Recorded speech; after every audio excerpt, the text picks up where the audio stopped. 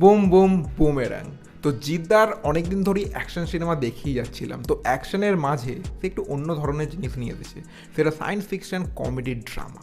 তো এর ট্রেলারটা হলো কেমন, মানে বুমেরাংয়ের ট্রেলারটা হলো কেমন, তো এর কিছু ভালো দিক কিছু খারাপ দিক এবং এর গল্পটা কীরকম বা কীরকম কন্টেন্ট আমাদের প্রোভাইড করছে সেই বিষয় নিয়ে হবে কথা। তো এখানে সায়েন্স ফিকশনটা আমাদের বাংলা সিনেমায় প্রায় হয় না বললেই চলে, এবং সেখানে কমেডির মাধ্যমে যেরকম করা হয়েছে রিয়েলি এটা অ্যাপ্রিসিয়েট করতে হয়। আপনারা কিছুদিন আগে বলিউডের একটা সিনেমা দেখেছিলেন তেরি বাতোं में ऐसा উলঝা জিয়া, তো ওখানে কৃতি সেনান একজন রোবটের ক্যারেক্টার প্লে করেছিল। তো সেই রকমই আমি বলছি না বা সেই রকম গল্পের ধাঁচ আছে, একদমই নয়। এখানে যে গল্পটা আপনাদের একটু করে বলি, এখানে রুক্মিণী তো রোবট হয়েছেন নিশা। তো এখানে কেন সেই নিশার রোবটের আগমন, তো এখানে জিদ্দা সে একজন সায়েন্টিস্ট এবং সে নানা রকমের জিনিসপত্র তৈরি করে থাকে। তো কখনো সুপার বাইক, কখনো রোবট। তো এবারে বানাচ্ছেন তার বউ ঈশার মতো দেখতে নিশাকে। তো এবারে এই নিশাকে কেন সে বানাচ্ছে, কেন সে নিয়ে আসছে, এবং তার যে ম্যারিড লাইফ সেখানে কেন ভাঙন ধরেছে, কী জন্য কী হয়েছে, এবং তারপর এই নিশা কি ঈশার জায়গা পূরণ করবে না সকলকে কনফিউজড করে রেখে দেবে, এবং কেন তাকে আনা, এই সব দেখার জন্য আপনাকে এই সিনেমাটাকে দেখতে হবে।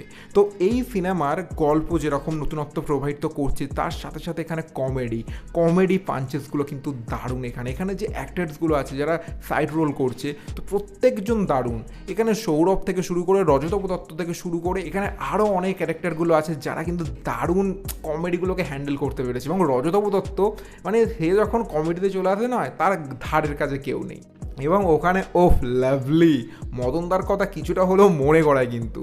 তো এখানে যদি কথা বলি যে এই যে রোবট রুক্মিণীকে করা হয়েছে, সে কেমন ক্যারেক্টারটা প্লে করছে এবং তাকে দেখতে কীরকম লাগছে, তাকে দেখতে এমনিতেই খুব সুন্দর। সে যদি হিউম্যান বলি দারুণ দেখতে তাকে, এবং রোবট যে ক্যারেক্টারটা প্লে করছে তাতেও তাকে হেভি দেখতে লাগছে।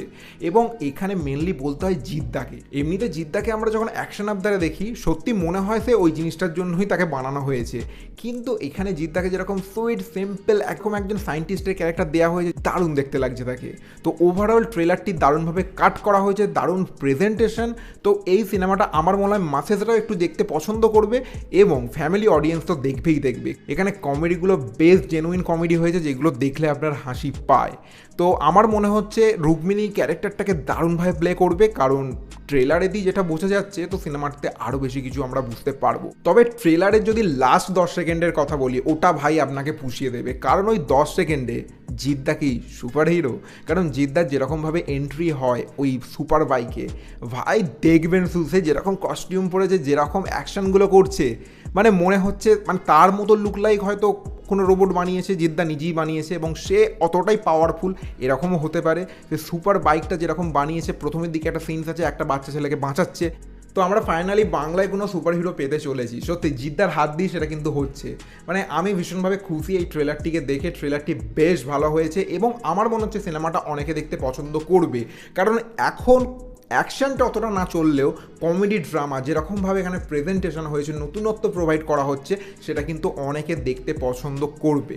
তো আপনাদের কি মনে হয় ট্রেলারটি দেখে, কি মনে হয়েছে অবশ্যই কমেন্ট করে জানাবেন। এবার অনেকে বলবেন যে পজিটিভ বলেই যাচ্ছে, তাহলে নেগেটিভ কি কিচ্ছু নেই? আমার মনে হয় এখানে যে ক্লাইম্যাক্সটা হতে চলেছে, আমি জানি না সিনেমার ক্লাইম্যাক্সটা কীরকম হবে, তবে এই রকম সিনেমার যে ক্লাইম্যাক্সটা হয় সেটা বড্ড ঘিসিপিটি হয়ে যায়। তো সেই জিনিসটা যেন না হয়, আমার মনে হয় শেষের দিকে যে কনফিউজিংটা তৈরি হচ্ছে সেইটা যেন ঠিকঠাক থাকে, মানে ভালো মতো করে যেন এটাকে হ্যান্ডেল করা হয়, তাহলে আমার মনে হয় সিনেমাটা ভালো একটা বেরোতে পারে।